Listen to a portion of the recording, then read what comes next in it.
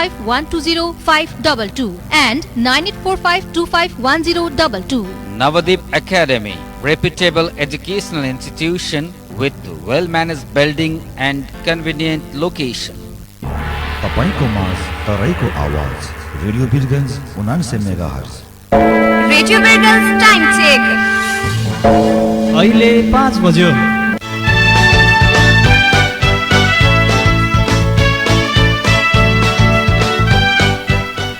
नमस्कार, radio बिरगन्ज.com log on करके संसार भर रेडियो पोखरी 105.8 मेगाहर्ट्ज के साथ रेडियो जनकनंदनी 95.5 मेगाहर्ट्ज से एक ही साथ प्रसारण हो रहा रेडियो बिरगंज 99 मेगाहर्ट्ज के संझिया 5 बजे के भोजपुरी समाचार में स्वागत करतनी हम मुकेश। शुरू कर जाओ मुख्य खबर के शीर्षक से। वीरगंज में भारत के 77वां गणतंत्र दिवस, भारतीय वाणिज्य दूतावास में झंडोत्तोलन। वीरगंज में 74वां अंतर्राष्ट्रीय भंसार दिवस के अवसर में प्रभात फेरी। नवलपरासी में स्कूल बस के ठक्कर से 12 के 4 वर्षीय बालिका की मृत्यु। वीरगंज में महिंद्रा के नया गाड़ी सार्वजनिक ठोरी से 55 केजी गांजा सहित एक जने पकड़ाऊ। चुनाव नजिक के गैला पर ऑनलाइन संचार संहिता उल्लंघन नियमन करे खातिर आयोग की चुनौती। रवि लामिछाने संबंधी मुद्दा में सर्वोच्च थप प्रमाण झिकाव के दहलक आदेश। और स्कॉटलैंड संगे पराजित होत नेपाल महिला टोली ग्लोबल छनौट से बहरल। KIST के नया आविष्कार 1 सेकेंड में ही रक्तस्राव रोके के प्रविधि। वीरगंज में प्रधान कार्यालय रहेको मध्य प्रदेश को एकमात्र विकास बैंक कॉर्पोरेट डेभलपमेंट बैंक अब गीता मन्दिर रोड को आफ्नै भवन कॉर्पोरेट बिल्डिङ बाट कारोबार। मुद्दतीमा सर्वाधिक 7% र बचतमा 5.25% सम्म ब्याज र कॉर्पोरेट 50 फिक्स खातामा 5.50% ब्याज सहित कर्पोरेटको सरल तथा सुलभ कर्जा योजनाहरू मार्फत छोटो समयमा कर्जा लगायत सम्पूर्ण बैंकिङ सुविधाको लागि कॉर्पोरेट डेभलपमेन्ट बैंक लिमिटेड। सम्पर्क number 051 531 031। First choice financial friend. अब पूरा खबर।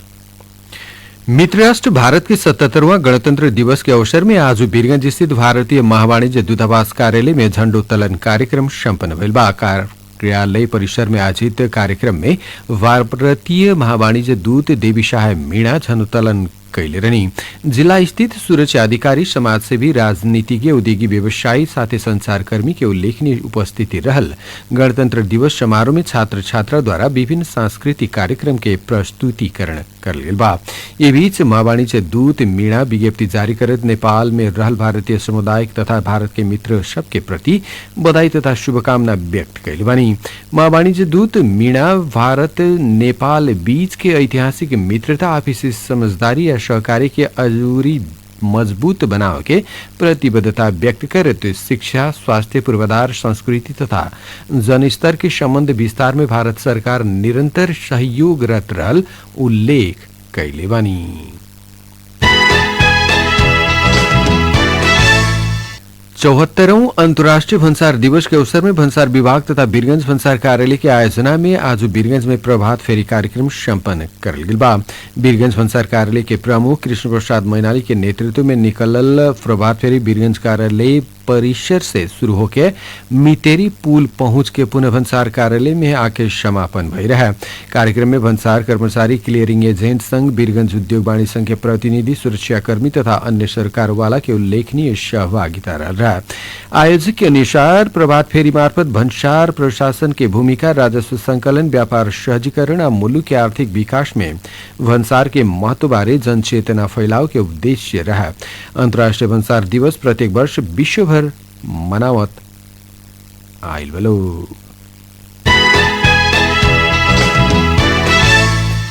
बारा जिला के कलैया घर होके नवलपरासी के केउरेनी में अध्ययनरत एक बालिका के स्कूल बस के ठक्कर से मृत्यु भइल बा।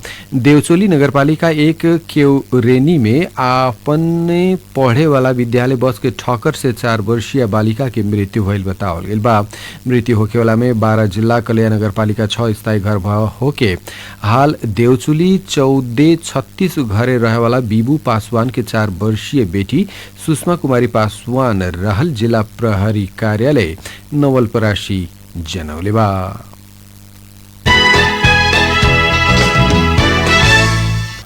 महिंद्रा एंड महिंद्रा ग्रुप के नेपाल के खातिर अधिकृत विक्रेता अग्नि ग्रुप महिंद्रा के नया इलेक्ट्रिक सवारी साधन वीरगंज में औपचारिक रूप में सार्वजनिक कैले बा। वीरगंज के एक होटल में आयोजित समारोह के बीच उक्त नया ईवी मॉडल सब लॉन्च करल गेल बा। महिंद्रा द्वारा नेपाल में अपन व्यवसाय के शुरुआत करीब 35 वर्ष आगे वीरगंज से ही पहिलका शोरूम खोलत करल गए रहे तो हाल देश भर अपन बाजार विस्तार कर चुकल बतावल गेल बाटे। कार्यक्रम में महिंद्रा के नेपाल तथा भूटान के खातिर मार्केटिंग प्रमुख चैतन्य केलकर नया ईवी गाड़ी के विशेषता बारे जानकारी दे त हाल तकले नेपाल में उपलब्ध भइल ईवी गाड़ी मध्ये ए मोडल उत्कृष्ट रहल बतौले बानी।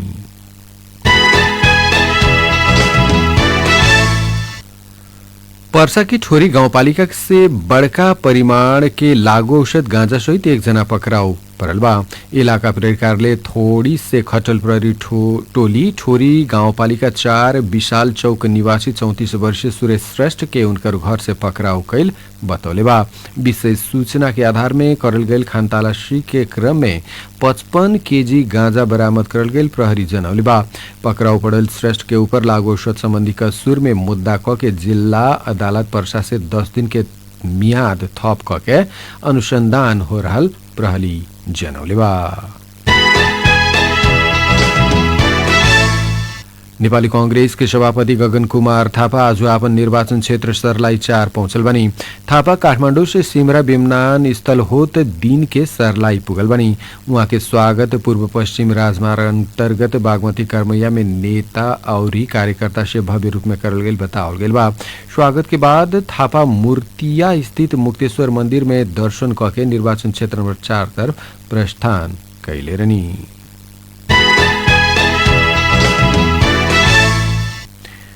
सर्लाही के लालबंदी नगरपालिका 1 नवलपुर में अवैध ढंग से संचालित आयुर्वेद औषधालय द्वारा पाइल्स के ऑपरेशन कैला पर एक युवती के मृत्यु भइल बा।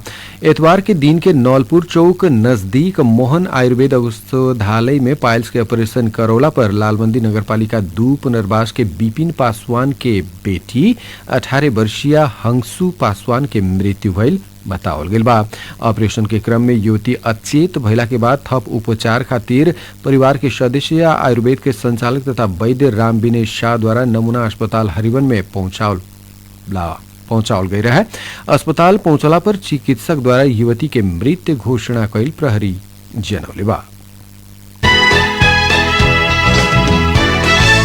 वीरगंज महानगरपालिका वड़ा नंबर 7 रेलवे रोड स्थित एसपी ट्रेडिंग में प्रहरी छापा मार के 25 लाख रुपया से बेसी मूल्य के सामान बरामद कैले बा। रेलवे रोड स्थित एक घर में विकास गोयल संचालक रहल एसपी ट्रेडिंग के गोदाम में वड़ा प्रहरी कार्यालय बिरथा से खटल प्रहरी टोली छापा मार के बिल बीजक शंकास्पद रहल करीब 25 लाख रुपया से बेसी मूल्य बराबर के विभिन्न सामान बरामद कैले रहे।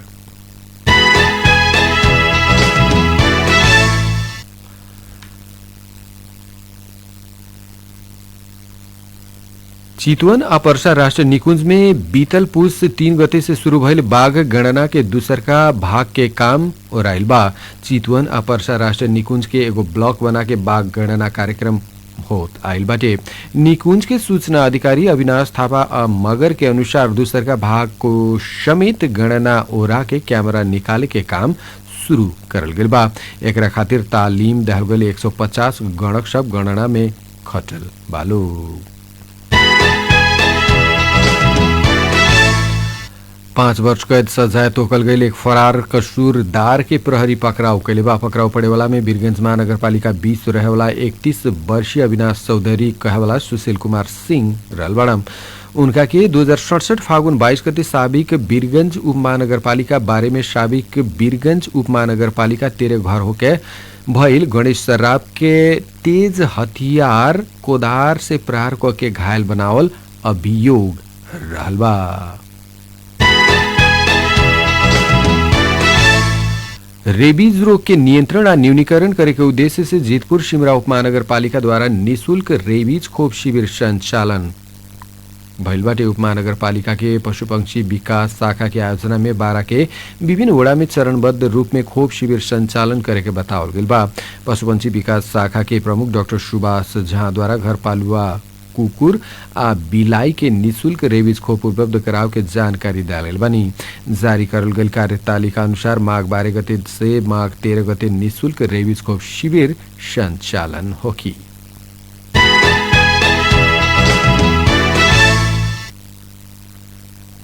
प्रतिनिधि सभा सदस्य निर्वाचन के खातिर सप्तरी के 4 गो निर्वाचन क्षेत्र में प्रत्यक्ष तर्फ 7 जना महिला राजनीतिक दल के टिकट लेके उम्मीदवार बनले बनी। जिला के क्षेत्र नंबर 1 में राष्ट्रीय स्वतंत्र पार्टी से पुष्पा चौधरी या नागरिक उन्मुक्ति पार्टी से टीका लक्ष्मी चौधरी, क्षेत्र नंबर 2 में नेपाल जनता पार्टी के तरफ से पूर्व सांसद रंजू कुमारी ठाकुर, नेपाल मजदूर किसान पार्टी से नीलम कुमारी यादव, क्षेत्र नंबर 4 में नेपाली कम्युनिस्ट पार्टी से रूबी कुमारी कर्णे, जनता समाजवादी पार्टी नेपाल से बबी सिंह यादव, आम जनता पार्टी से अनिता कुमारी चौधरी उम्मीदवार बनल बताओल गइल बा। क्षेत्र नंबर 3 में मने कोनो राजनीतिक दल से महिला के उम्मीदवार नहीं बनावल गइल। प्रत्यक्ष तरफ 102 जना उम्मीदवार मध्ये 20 जना चुनावी प्रतिस्पर्धा में अइला में 7 जना राजनीतिक दल से और बाकी 13 जने स्वतंत्र उम्मीदवारी दिले बनी।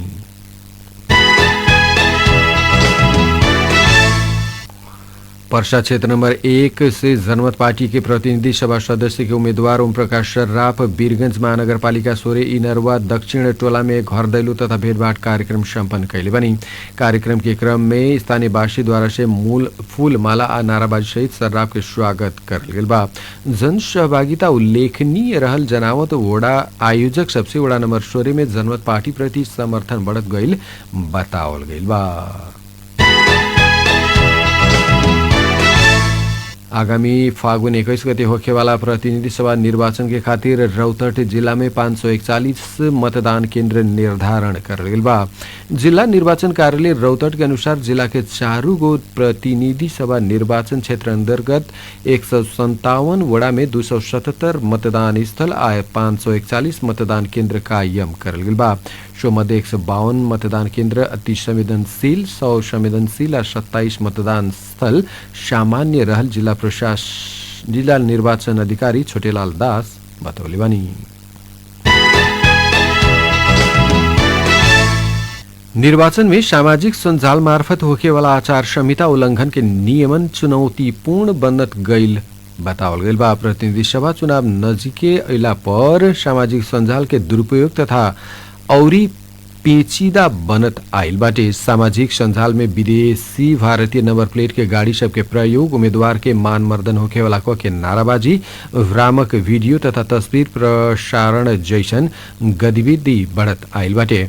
यही तरह उम्मीदवारी दर्ता के क्रम में 25 जना से बेसी सहभागी होके ना पावे के या तड़क बड़क करे ना होके के निर्वाचन आयोग संहिता बहुते दल आ उम्मीदवार द्वारा उल्लंघन करल गईल मिलल बा।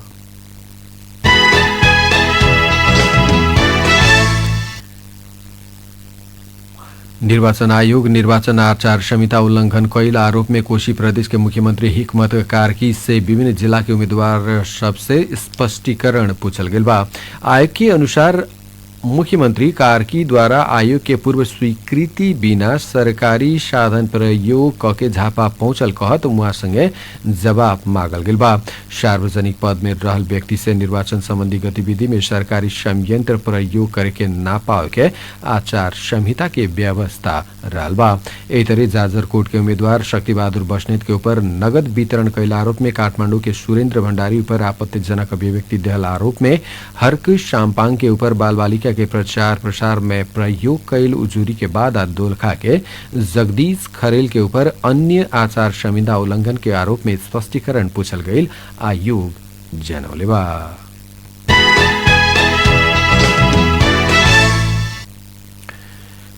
नेपाली कम्युनिस्ट पार्टी नेकपा के नेता झलनाथ खनाल पार्टी नेतृत्व की अधिनायकवादी शैली न रोकला पर पार्टी फूटे के चेतावनी दिला बनी।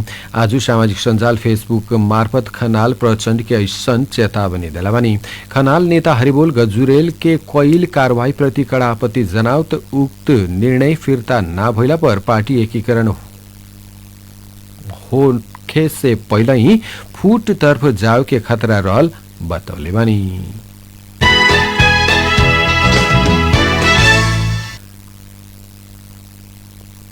नेपाल उद्योग वाणिज्य महासंघ के अध्यक्ष चन्द्रप्रकाश ढकाल नगद कारोबार के सीमा बढ़ाव के सरकार संगे आग्रह कैले बनी।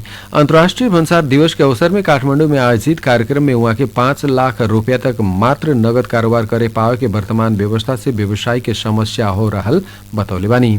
बैंकिंग पहुंच सभी ठाउँ में ना पुगल अवस्था में यह व्यवस्था से व्यापार में असर पड़ल उहाँ के कहना रहल बा।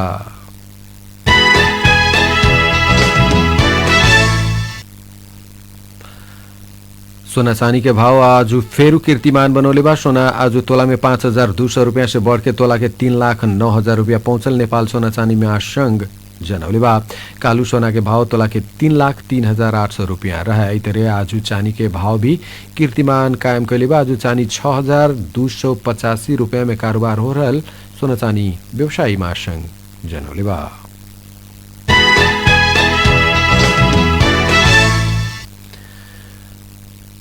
मौसम पूर्वानुमान महाशाखा आगामी 3 दिन के मौसम संबंधी विवरण सार्वजनिक करत मंगर से फेरू मौसम में गड़बड़ी होके के बतौले बा। सोमवार के आज मौसम सामान्यतः सफा रहला पर भी मंगर आ बुध के देश के अधिकांश स्थान में वर्षा हिमपात की संभावना रहल बतौले बा।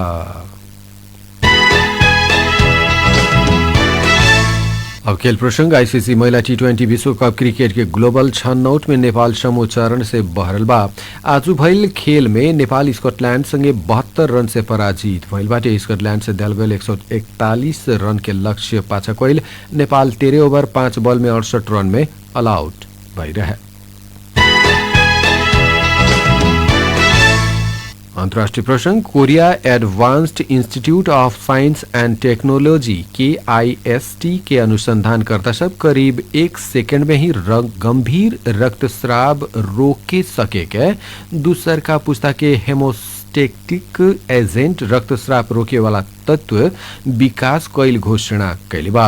एडवांस फंक्शनल मटेरियल्स जर्नल में विस्तृत रूप में प्रकाशित यह आविष्कार के युद्ध मैदान आ नागरिक आपातकालीन उपचार दुनू खातिर जीवन बचाव के प्रविधि में एगो बड़का फड़को बतावल गेल बा। यह परियोजना के नेतृत्व सामग्री विज्ञान इंजीनियरिंग विभाग के प्रोफेसर स्टीव पार्क आ जैविक विज्ञान के प्रोफेसर साइयोंग जोन कैले बनी। संझिया 5 बजे के भोजपुरी समाचार बुलेटिन अभी बस इतना ही। विदा होने से पहले मुख्य खबर के शीर्षक फिर एक बेर। वीरगंज में भारत के 77वां गणतंत्र दिवस संपन्न। भारतीय महावाणिज्य दूतावास में झंडोत्तोलन। वीरगंज में 74वां अंतर्राष्ट्रीय भन्सार दिवस के अवसर में प्रभात फेरी। नवलपरासी में स्कूल बस के ठक्कर से 12 के 4 वर्षीय बालिका की मृत्यु। वीरगंज में महिंद्रा के नया मॉडल सार्वजनिक ठोरी से 55 केजी गांजा सहित 1 जना पकड़ाओ। चुनाव नजिकल गेला पर ऑनलाइन आचार संहिता उल्लंघन नियमन करे खातिर आयोग की चुनौती। रवि लामिछाने संबंधी मुद्दा में सर्वोच्च द्वारा थप प्रमाण छिकाव के आदेश। और स्कॉटलैंड संगे पराजित होत नेपाल महिला टोली ग्लोबल छनौट से बहरल KIST के नया आविष्कार 1 सेकंड में ही रक्तस्राव रोके के प्रविधि के विकास। हौस्त संझिया 5 बजे के भोजपुरी समाचार बुलेटिन नविवर्षित नहीं। प्रविधि के डिम्पल हाम्रो आगे देम सुनात रेडियो वीरगंज 99 मेगाहर्ट्ज। नमस्कार।